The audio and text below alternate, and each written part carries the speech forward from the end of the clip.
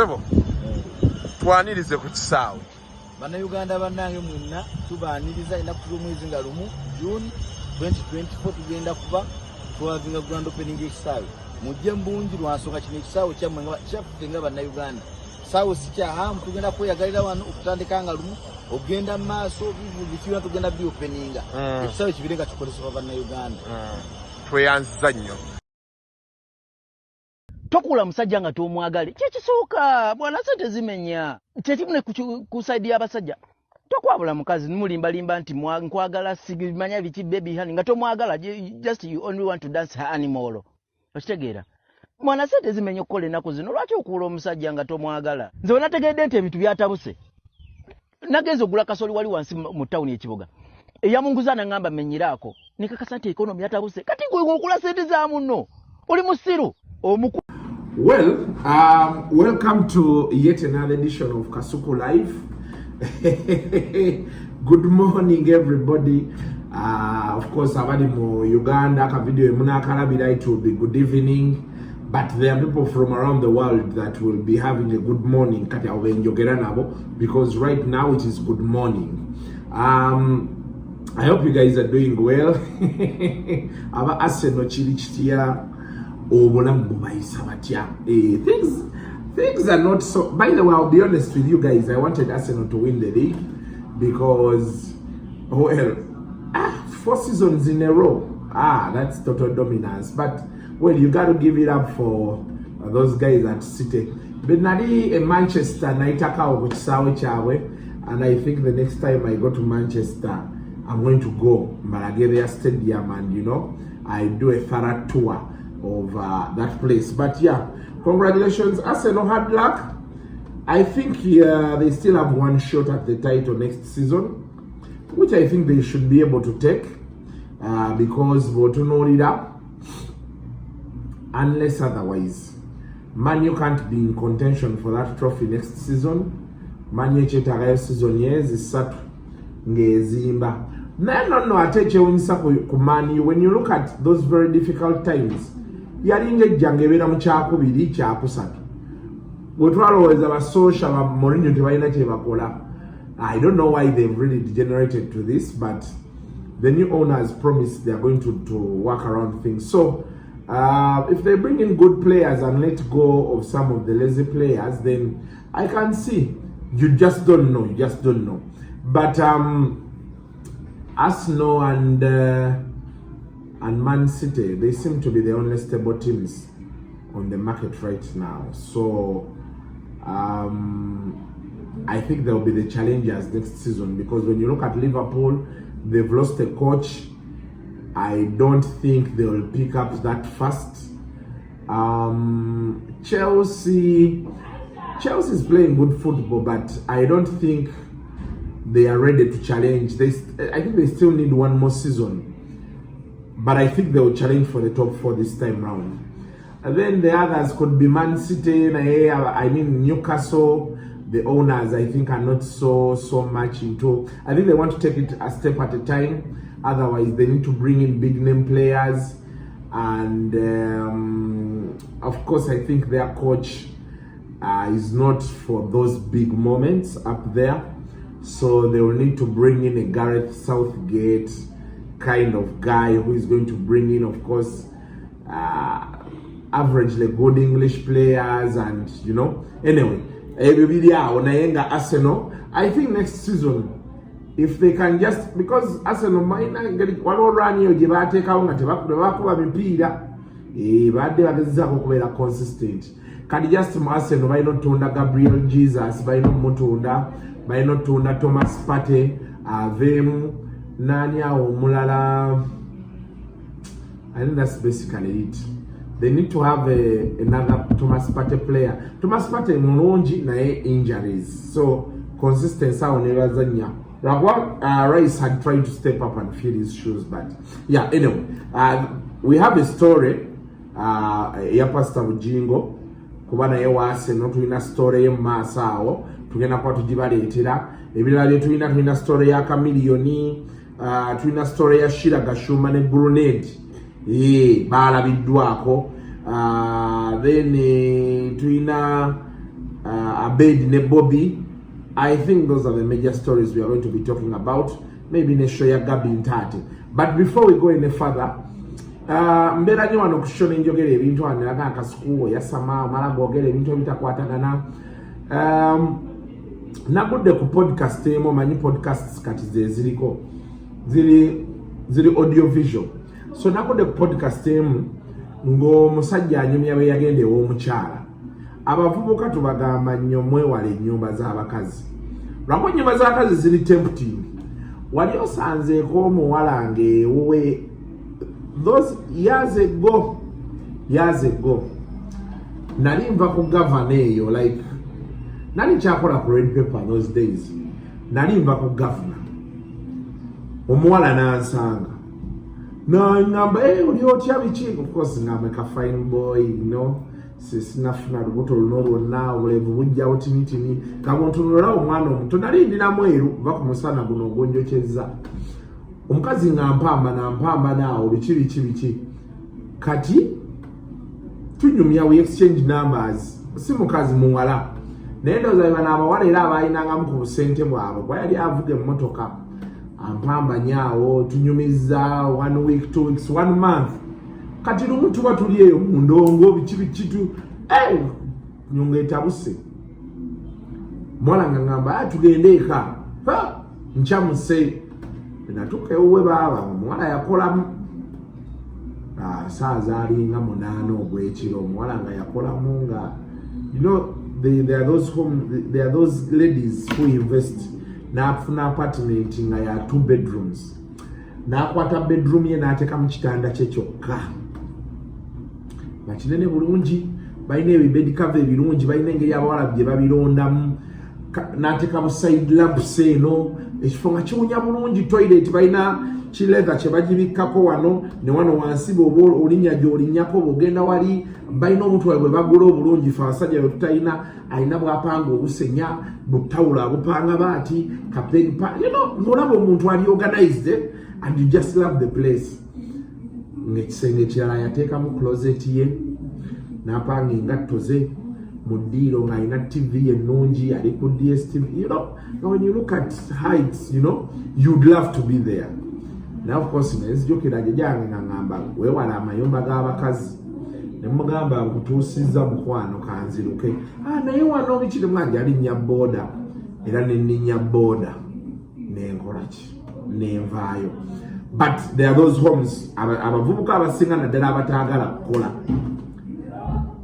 There are those homes you get to noyagala olemerewo naye ng'omuwala bw'omutunuulira vis-a-vis n'ebintu by'ayina n'omubuuza okola mulimu kinga tebikwatagana oba okitegeera kati abawala abo be bangi kati tulina abavubuka abaagala the good life mala gagenda ne bakusangayo ne bakukubirayo bano abasajja abateeka ssente mu bawala abo abeera eyo ayina ssente ze bizinesi ze zimuwuuba because yasasula ennyumba yateekamu tasobola kulanga nti nzija yagwa bugwi amanyi agwa wuwe nga bakusangayo.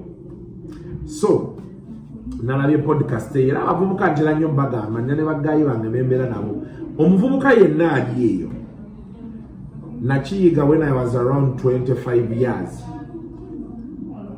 nali ngamba nnyo pangisanga omuntu gakamale gapangisa wano omanyi eyo lifestyle ng'oli waka because I left home when I'm around over like 22 23 years genda awo biki kati okutuusa gayi wange omulwe yaŋŋamba nti gino emyaka gy'olina wakati w'emyaka 2 n'emyaka 3 omuvubuka olina okweyagala kuba ogenda okumaliriza oti ng'ofunye omukazi. The moment you put a girlfriend at home life is never the same.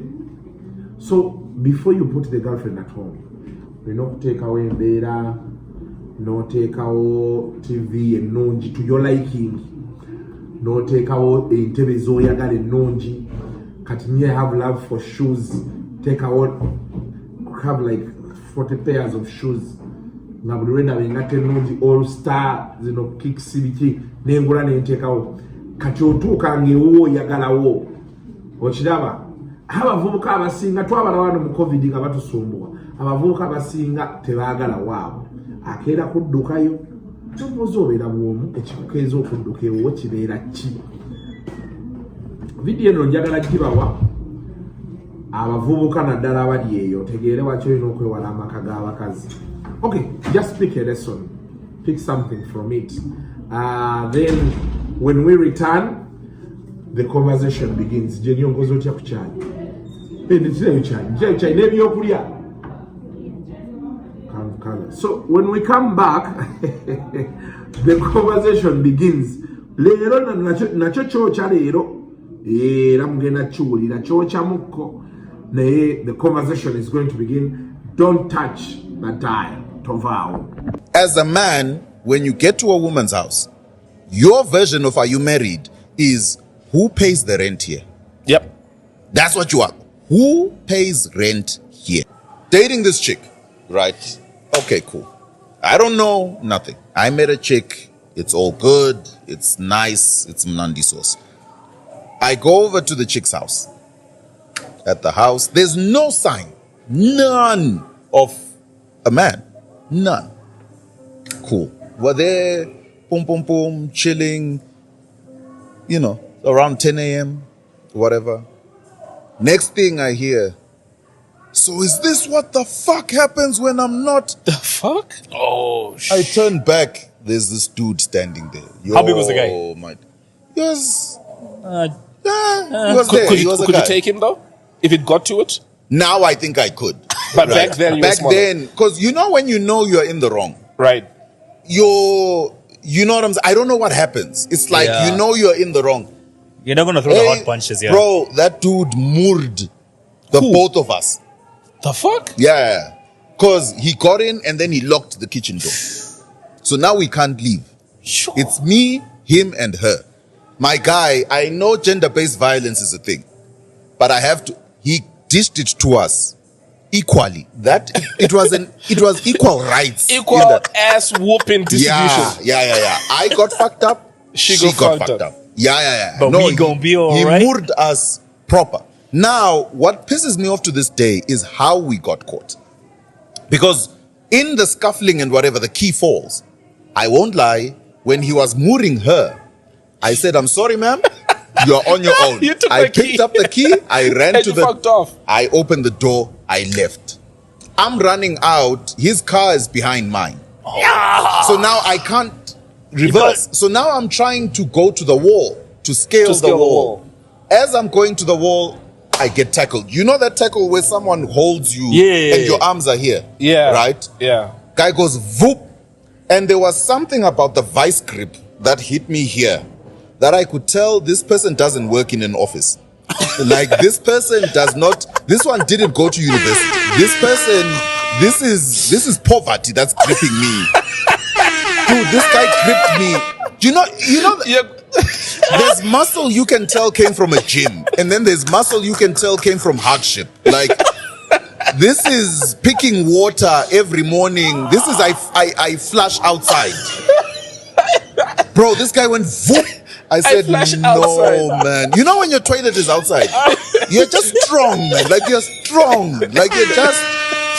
This guy went whoop. I said, no. It was the gardener, bro. Oh, shoot.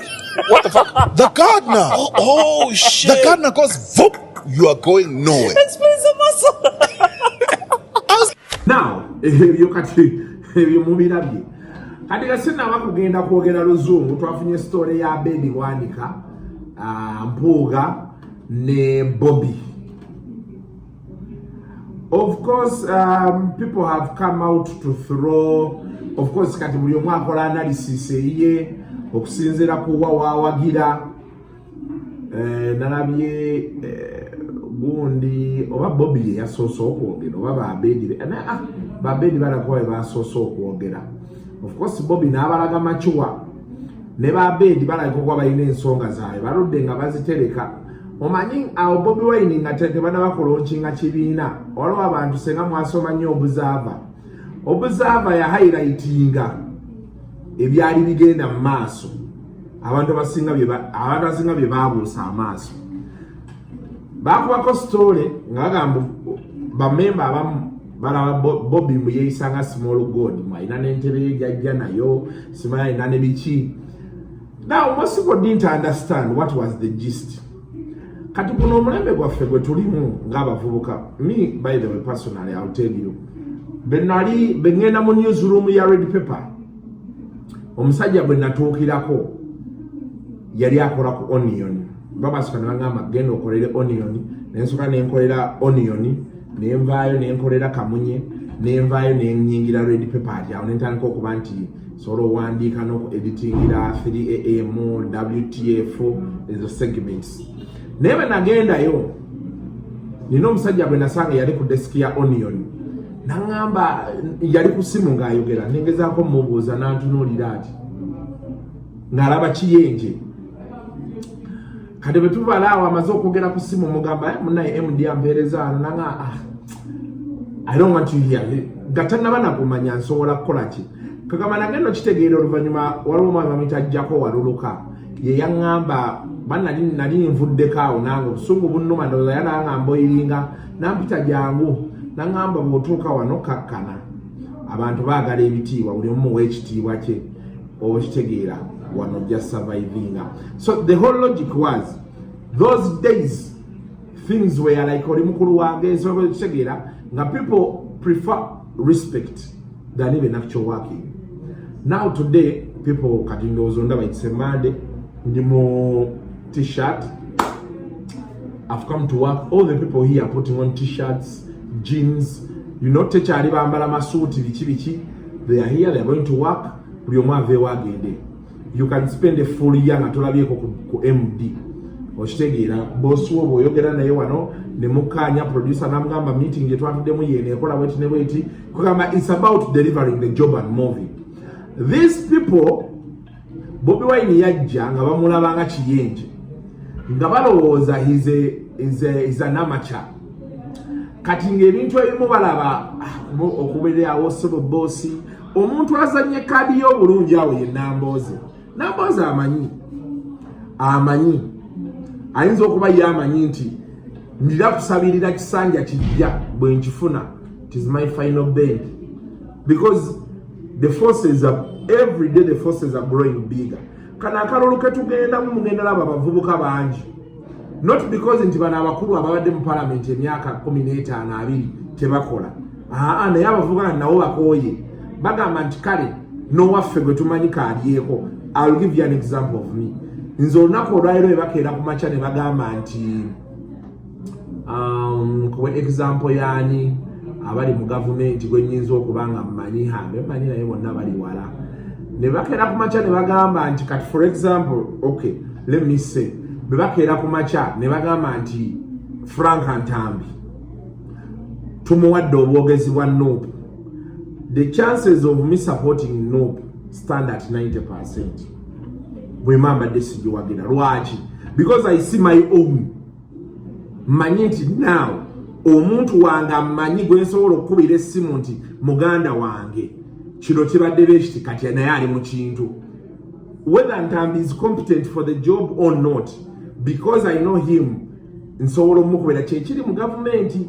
Abasajja era olaba nabo bawagira baabwe. Olunaku lwaliro bakeera ku makya ne bagamba nti kyamagero tumuwadde obwogezi bwa gavumenti. Naffe tumanya nti kigenda twanguyira bw'oba oyagala okuyingira ministry beeti. Because this simple logic, abantu bateekawo ebintu ebyekisiru musimaya oyo tomuwa kuba mukwano gwo sima structure ne zikola n'omubuuza gwe wo structure zikola. Abaana tebajja direct ewo ne batayita maama waabwe, structure zikola. So kati abantu baffe bano bo ndowooza tebakimanya. Kati from then on ne batandika ondowooza kuba okusinziira ku information gye nnina ne batandika olwanisa omusajja munda bamukube. Omusajja n'alabika okuba nga tajja kuba mwangu. Era my reliable source eŋŋamba olutalo lwa Bobby n'Empuuga weruva, Mpuuga yali atandise okukola ground work batuuke mu delegates conference yesimbewa kuba omusajja akalulu. Kati omusajja naye ekintu akyagala n'agamba wano kuba abalidde ssente abanoopu bangi tebasobola tugaa nti tebamanyi nga nejjuzi ono yatugambye nti ba MP baafuna million 10 mu December.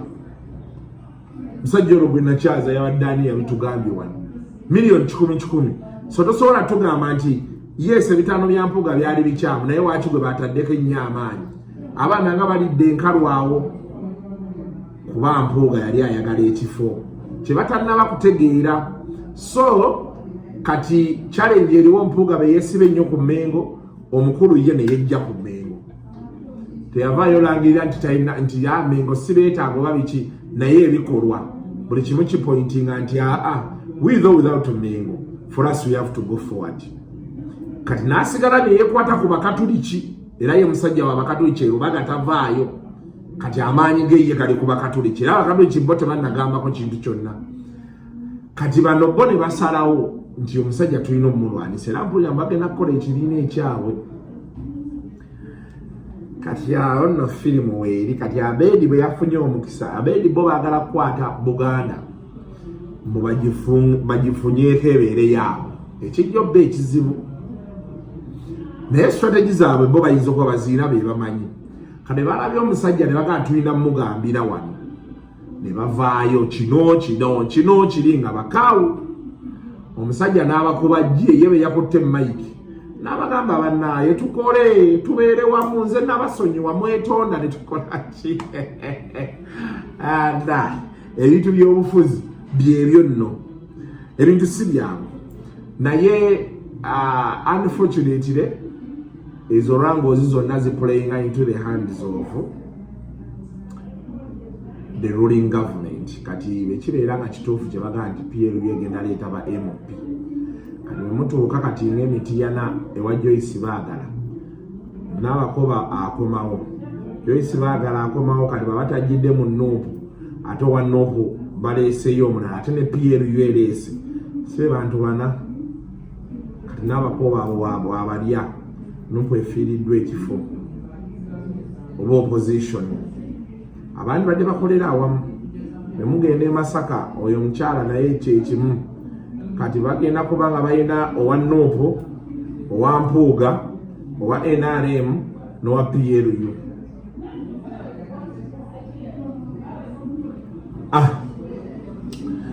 naye nga bonna baana ba kintu so ye embeera eri awo kansoke mbakolekereko wano katini bwe mbaliriza I'm off to speak English Owulire Chameleone kye yasazeewo ku byalaavu Pastor Bugingo n'Aseno Shira Gashuma ne Grenade n'ebisigadde tovaawo seebakangako ku mwana wange mufumbira nze seebakangako ku gwe bayita maama wange jagala ntunuulire nze ayogera naawe omuliro jagala ontunuulire mukulu Kyagulanyi I have never done that. Abaana abatuvuma baana bo.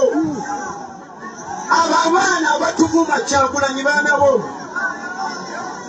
Ayagala yenna okunzija wano osobola okikola. Ekyokubiri mukulu Kyagulanyi. Lekerawo okutta abakulembeze ono Masayasi Mpuuga mukulembeze ne naawe n'oyo mukulembeze.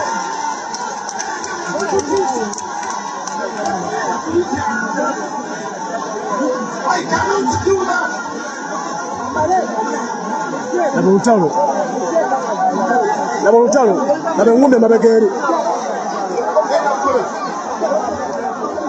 Njagala okubategeeza baganda bange sifunanga mukisa kulaba mukulu wange Matayasi Mpuuga ne munnange nsaba okutegeeza amaaso g'abantu nti sikulinaako obuzibu obwa palamenti nedda tuli bantu b'omukulembeze Yesu mukulu wange yasobya ate ne yeetonda obuntu ne understanding era muganda wange nze nakosonyiwa mu mbeera eyo however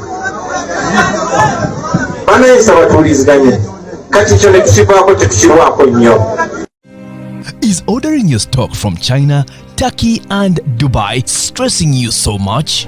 Is it taking you months and months for you to get your stock? Just 1, 2, 3 and tread like a boss you are. 1. Talk to Iran Global Logistics on 0740 152 331. 2. Let us know whether it's sourcing or sending money to a supplier that you would want. 3. Enjoy our unmatched customer service. Trade like a boss with Ryan Global Logistics. Find us at Nabugabo Street, BBC Building, room N412. Call us on +256 740 152 331 or +86 180 723 935 15 or +86 132 502 15685. Or visit our website on www.rangloballogistics.biz. Rand Global Air Express Cargo. We move anything, anywhere.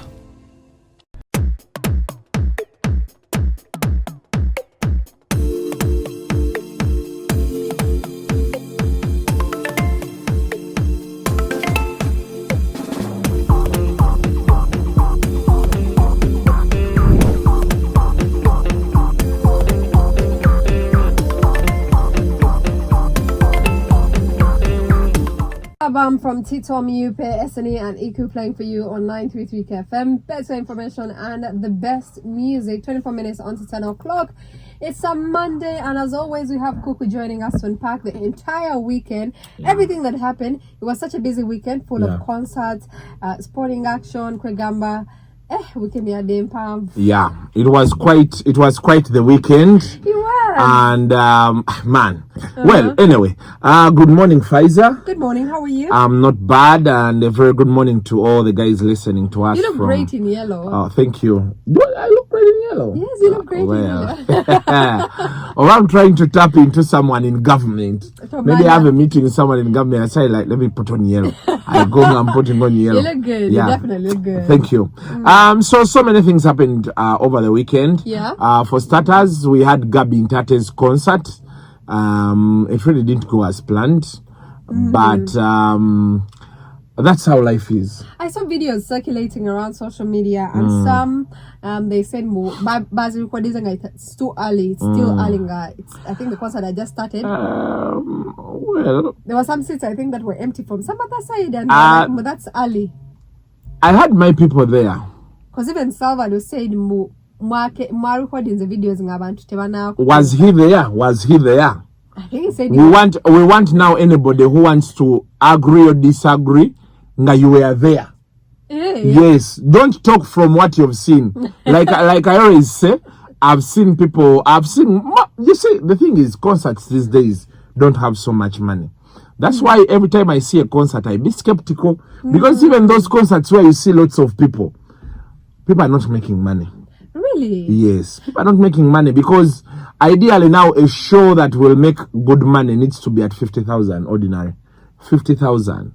They told and that Gabi is in open space. Nanabe TikTok, so many people were telling Gabi that her concert was expensive, that 100K. But me, I thought, like, for that venue to break even at the end of the day, is that like a sensible amount? Okay, the thing is, for starters, I think this is the second time she's holding a concert and it flops. There's a concert she did at Imperial Royal, where there's that song where Mama Fina features. She had a concert and that concert flopped. So I think it was too early for her.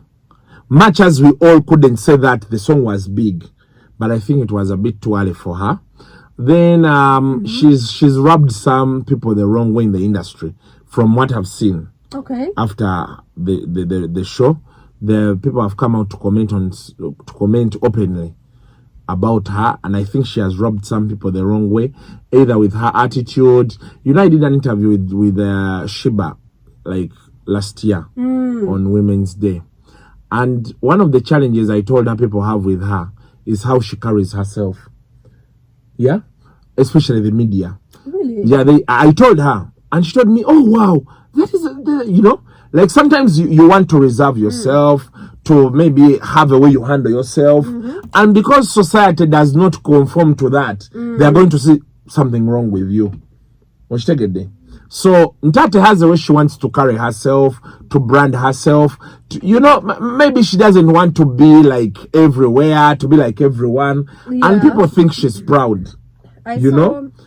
What's his name? Bajo? Yeah. Saying exactly. You saw those comments. To come and perform at Nkuka. And she wanted 2M, and these guys wanted to give her 1M. But it's her choice. Yeah. Because the talent is music. hard. So the biggest challenge we have as an African society is if we do not conform or be like what society wants us to be, Yeah. then there is a problem. And it's a challenge Juliana faced. Yeah? It's a challenge Judith Babile faced at some point. It's a challenge Pastor Wilson Mugembe faced at some point. It's a challenge Rema faced until she decided to come and be like us. Yes. Then she had a very successful show there. You know? So, people have issues with her attitude and the way she carries herself. But for me, I think, Gabi, just go ahead, do your thing, you know? You can always come back better. Yeah. Because she never expected that by the end of last year she would have a song as big as that. So, yeah. Shows flop and you pick yourself up, you come back. You learn. Yeah, you learn, you know. That show was supposed to be indoor. Hey. Yeah, me, I think it was supposed to be indoor. Because that type of music, you know, the Ugandans these days, I think there's something happening also with Governor.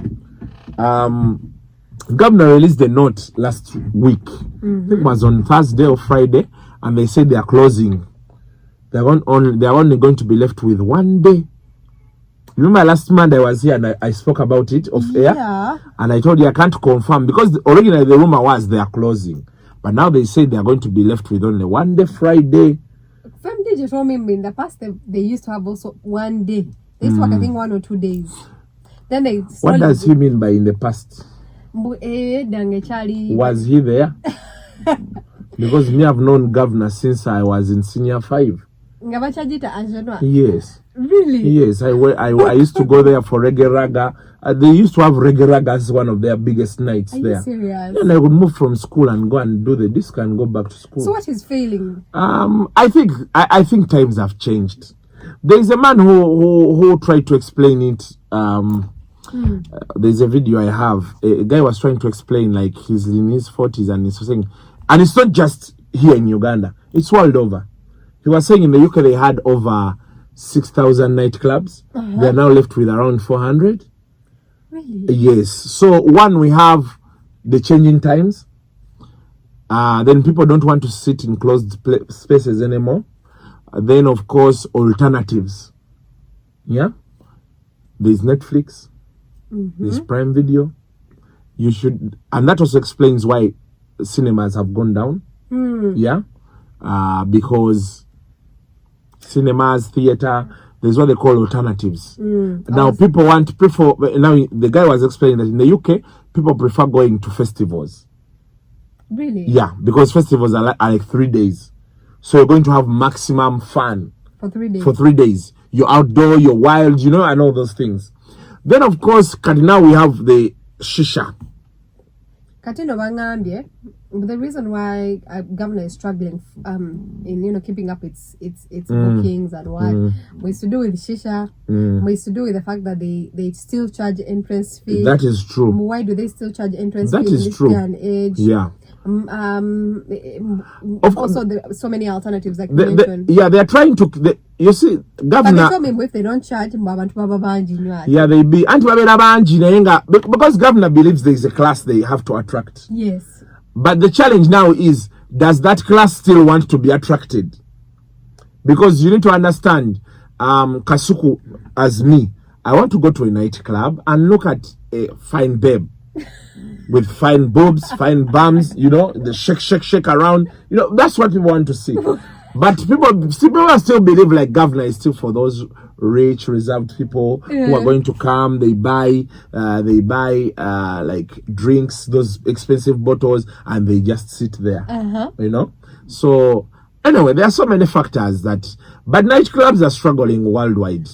Nightclubs are struggling. You need to do so much to be able to survive in the market, and if you're rigid and you're not willing to change, then clearly things can't go your way. Nightclubs are gone. They're gone. They're completely gone. Do you know, gone. in 2019 there was 1,500 clubs in the UK.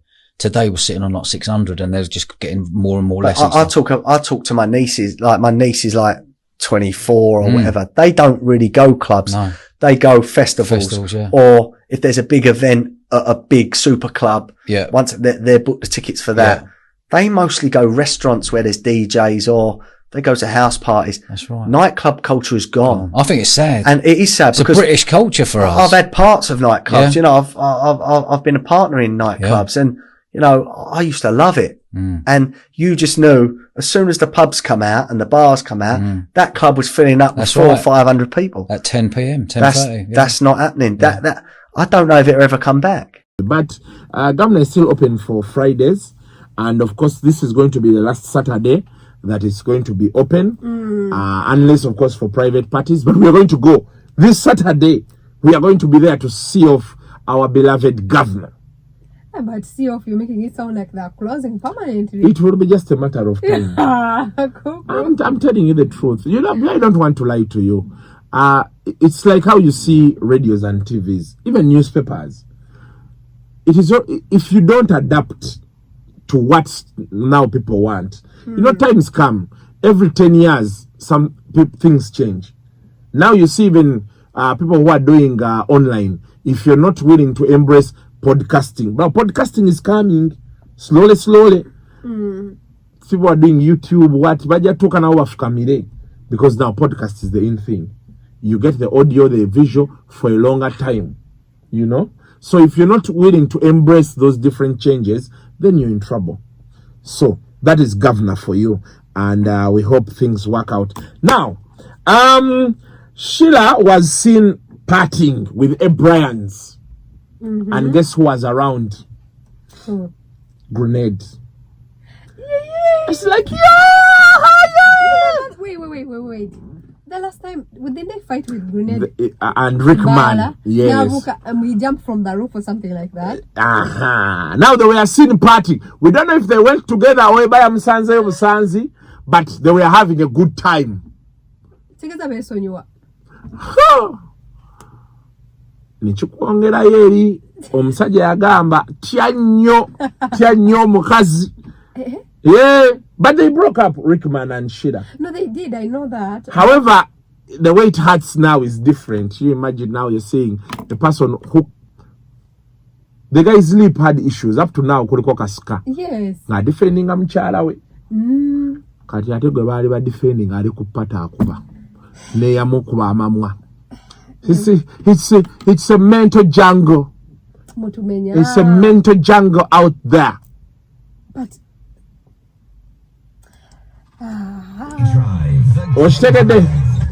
What I remember like after like that incident, they were going to social media. Yes, Naku police. Even just as recently as what show us at Cricket Oval, go back to a grenade. Yeah, but that is life. That is lifetime. What abanze? You see the things they say? Those things people say. You're supposed to stand with your wife no matter what. Yes, I can stand.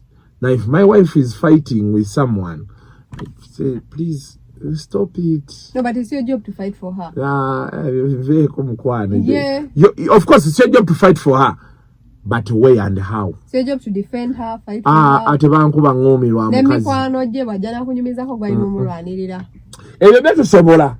Ebyo byetusobola.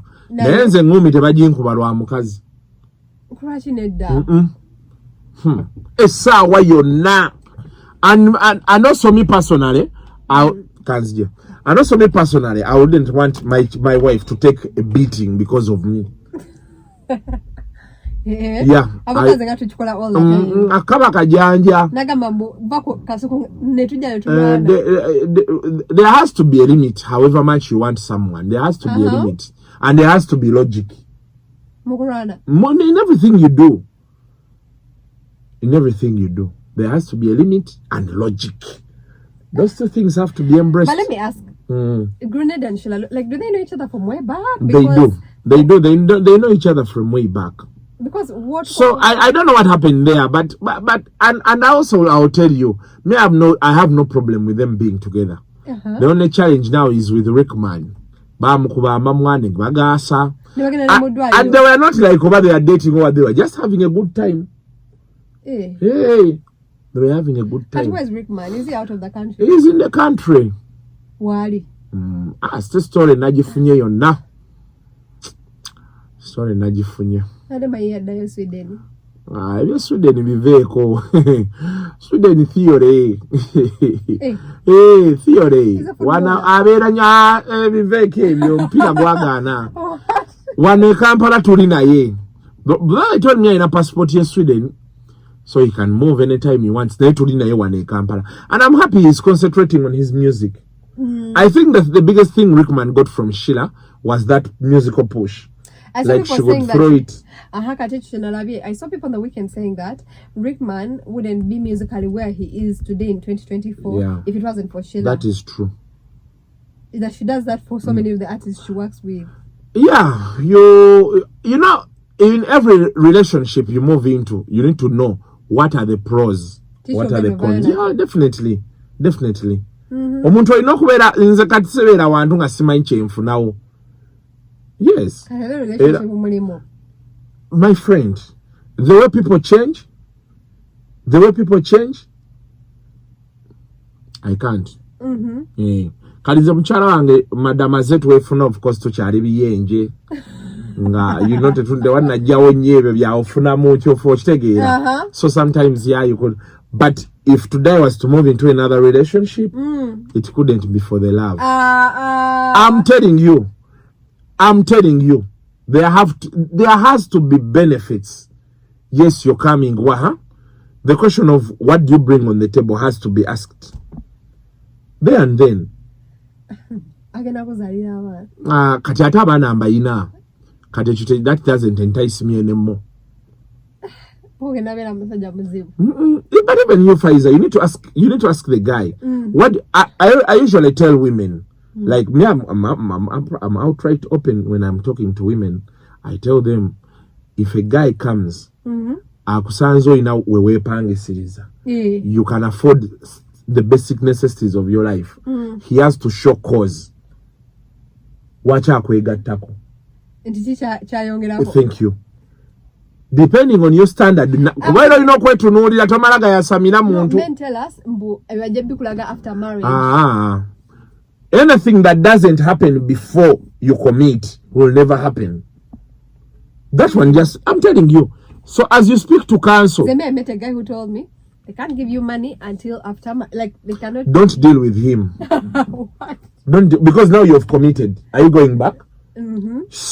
So what if the guy tells you like, na sente, now opportunity. If it is the money you want, that money has to be there to hold that relationship. And by the way, most of these girls you admire, Bebari. You see a chick driving a Range Rover. That's a condition that men on Sanze Mvuga Harrier Kawundo. There has to be something you offer bigger than the Harrier. It is true.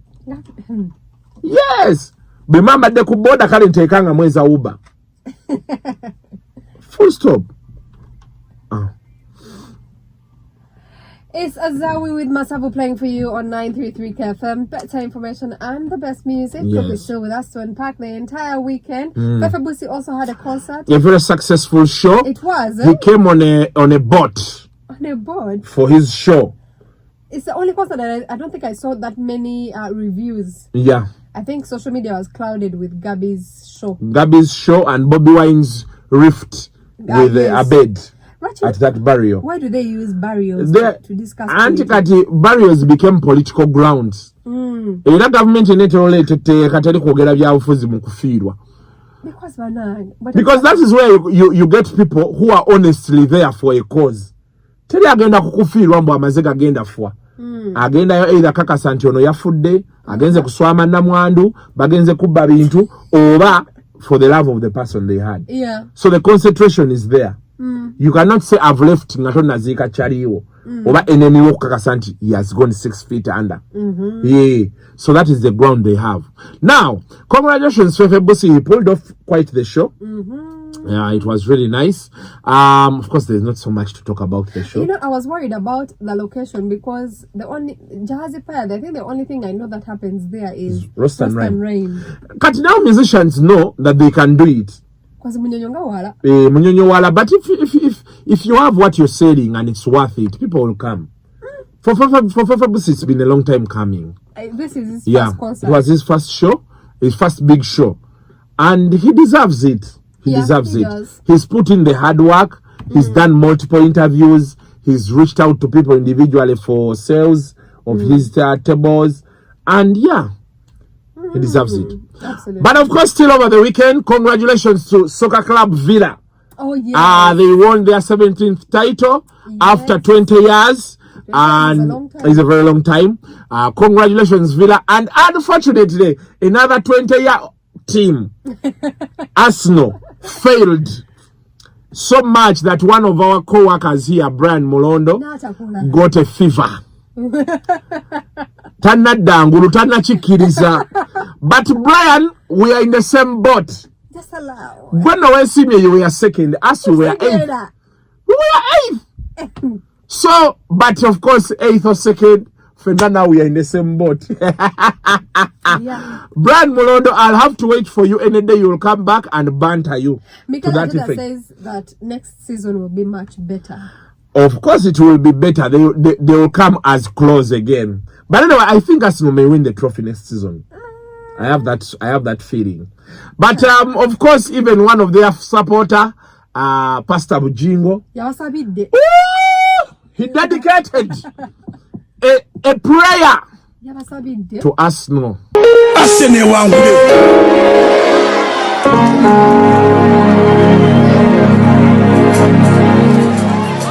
Sifuddeyo okubanyize nene sale yambuse namba gamba nti mukama giddemu in Jesus name.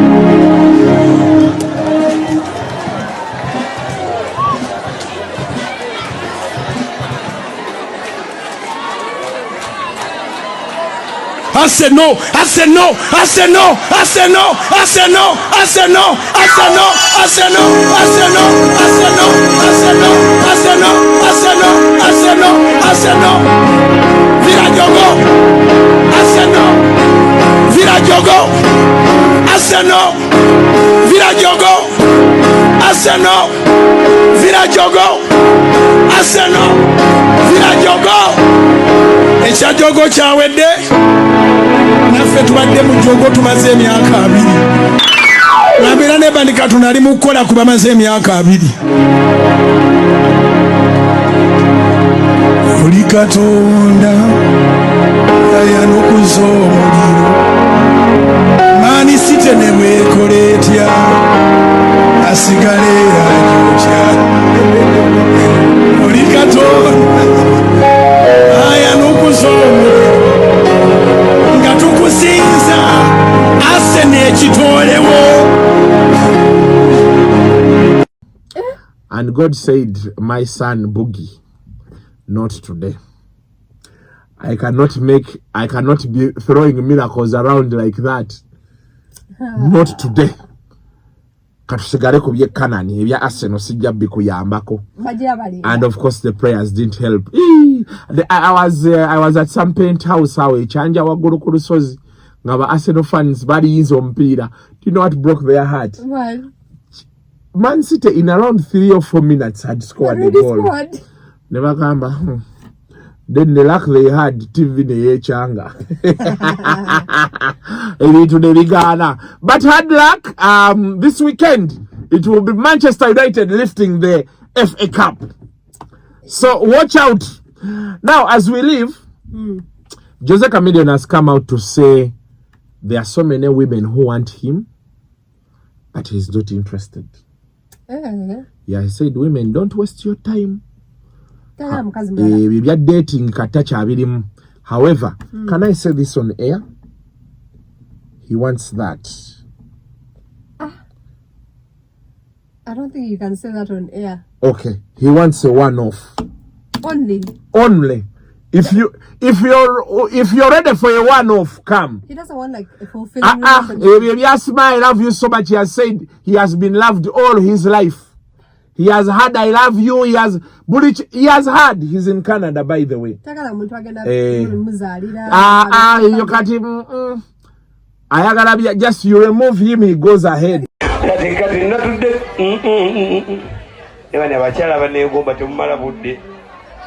ngubona wegombi ngolaka chalika kule. Don't waste your time. Ojani no get tulagawa kumanyoko. Don't waste my time.